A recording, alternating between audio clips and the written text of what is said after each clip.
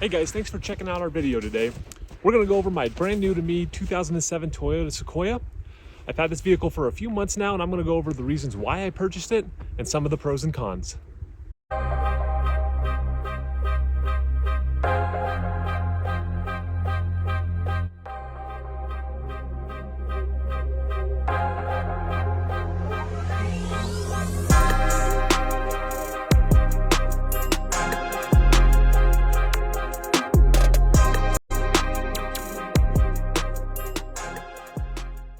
So this vehicle is a 2007 Toyota Sequoia Limited 4x4 with the 4.7 liter V8. I purchased it with about 184,000 miles on the odometer, and I put about 4,000 miles on it since then. So you might be asking yourself, why in the world would you buy a nearly 20-year-old vehicle with almost 200,000 miles on it? Well, for me, it came down to three things. 1, affordability, 2, reliability, and 3, functionality. So my first reason for purchasing this Sequoia is affordability.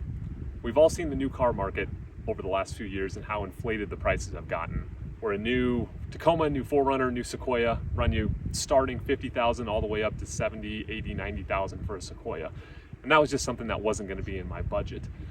Another problem is out here in Colorado with the 4x4 used market, it's not much better. You can find an old Tacoma, old 4Runner, 5-6 years old with 100,000 miles on it for the same price as it was initially brand new off the lot MSRP. So I was looking for something that was a little bit more affordable. When I started looking at the older vehicles, the Sequoia actually has the best bang for your buck. Older 4Runners will still actually cost you more than a Sequoia like this because people are looking for those even more. For whatever reason, the Sequoia itself, not a whole lot of people look for it in the off-road overland market.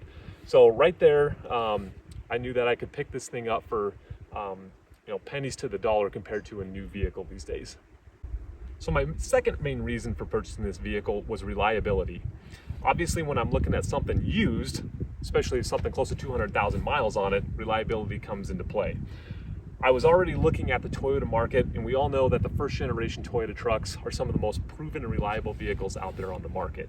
This one specifically had meticulous maintenance records kind of throughout its whole life, and has been very well maintained throughout, so I have little concerns about that. This one has the 4.7 liter V8 engine. It's the 2UZ FE engine, which is one of Toyota's proven vehicle engines throughout the years. It was in the 4Runner, the 4th gen, this Sequoia. It was in Lexus as well as the Land Cruiser, and it's been a proven engine and proven drivetrain. So in terms of the used market, I wanted a vehicle that I could feel comfortable going out into the mountains, going miles off trail, and not have any concerns about getting me home. All right, so my third main reason for purchasing this Sequoia is functionality. This vehicle meets everything that I need to be able to use as a daily driver and also as a 4x4 vehicle for my overland adventure camping trips, and that my family can fit into as well. Initially, I was looking at a smaller vehicle like an older 4Runner, but as I started looking at it, I have 2 small children, I have a dog. Getting all of that out into the, to go camping or go on a trip actually takes up a ton of space. So when I started looking, the 1st gen Sequoia here has a ton of room in the back, which I'll show you here in just a little bit. It does have a 3rd row option, which I have since taken out. However, it does seat up to 8, but it has a ton of room for camping, for supplies for the dog, but also for everyday activities in life, it fits just perfect.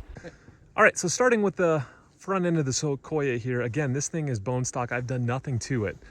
Got quite a few plans here to go to make it actually adventure / overland ready. And we'll kind of have those as we come along here. But again, nothing been done to the front. We're gonna have to do some headlight work. Some wheels and tires and suspension are gonna also be in the future plans. This wonderful step running board is gonna have to go away because that'll get torn off on any trail pretty much right away. Coming up front here, again, going in the front passenger or driver's side. This thing, since it was the Limited, has leather throughout. Actually, the seats have been maintained very well for being an 18-year-old vehicle. Again, nothing too exciting up here.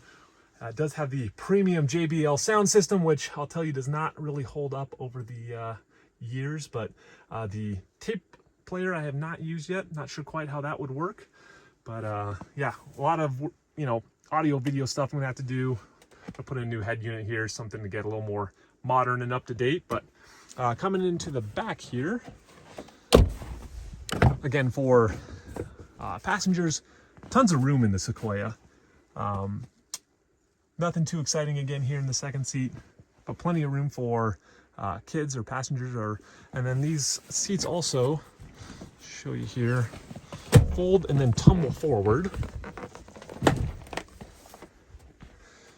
So they tuck up right like that, giving the back plenty of room. I'll come around to the back here and show you how much room that you can have in the back here. The Sequoia does have the roll down window, just like a lot of the older Toyotas and the 4Runner. All right, coming into the cargo area here. Now I did take out the third row. I'm gonna leave that out for right now because I don't have any use for that. With the seats down, the cargo area here has about 56 inches of space from front to back. It's just over 4 feet wide.